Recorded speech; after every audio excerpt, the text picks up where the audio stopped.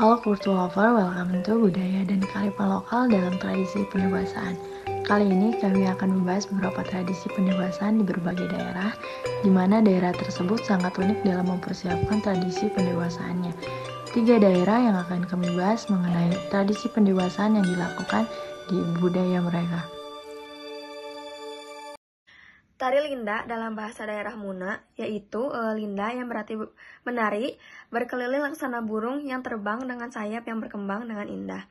Tarian ini diciptakan sebagai suatu perwujudan masyarakat Muna pada saat pemingitan anak-anak remaja dikala memasuki alam kedewasaan yang dikenal dengan prosesi adat karya. Pada awalnya, tari ini dibawakan oleh satu orang penari. Namun, seiring dengan perkembangan zaman, tari ini mulai dikembangkan menjadi tarian kelompok tanpa merubah gerakan aslinya dan dijadikan sebagai tari persembahan untuk tamu. Gerakan tari linda yang lemah gemulai diiringi dengan irama musik yang cepat dan keras, sehingga antara gerakan tari dan musik tidak seirama. Ini menggambarkan bahwa irama musik diibaratkan godaan bagi perempuan Muna, namun mereka tetap tenang walaupun irama musik itu semakin keras dan cepat. Hal ini mengandung filosofi bahwa perempuan Muna harus melaksanakan ajaran yang sudah diberikan secara turun-temurun dari leluhur, tidak boleh dipengaruhi oleh godaan dari luar. Makna yang dalam dari gerakan tari linda setelah dilihat secara utuh dapat mengandung arti yang edukatif bahwa iman yang kuat, kesucian, kejujuran, ketabahan, dan keikhlasan harus tetap terpatri dalam jiwa seorang perempuan Muna dengan bimbingan dan petunjuk yang luhur dari Tuhan Yang Maha Esa. Pinamo merupakan adat dari suku Nuawulu. Adat ini dilakukan untuk perempuan pada tingkat kedewasaan.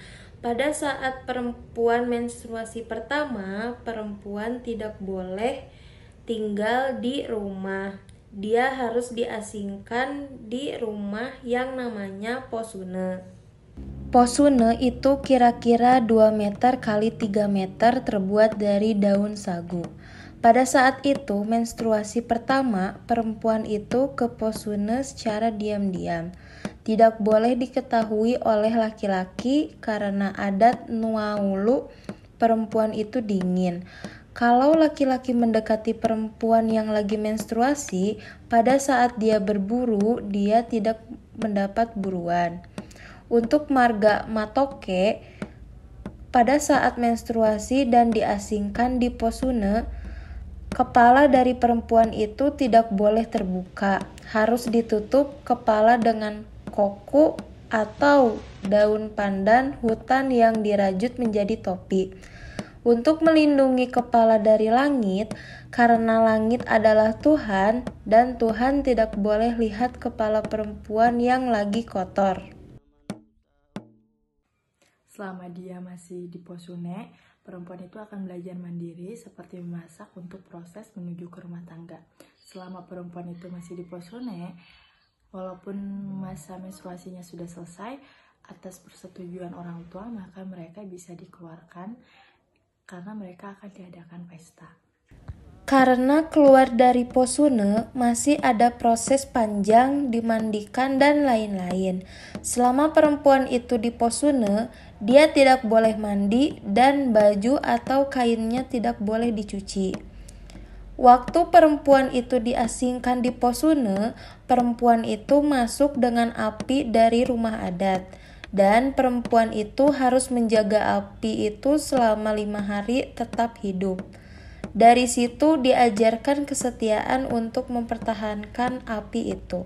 Laju pembangunan terhambat akibat tingginya pertumbuhan penduduk, persebaran yang tidak merata, dan ledakan penduduk di usia muda yang salah satunya disebabkan oleh pernikahan dini.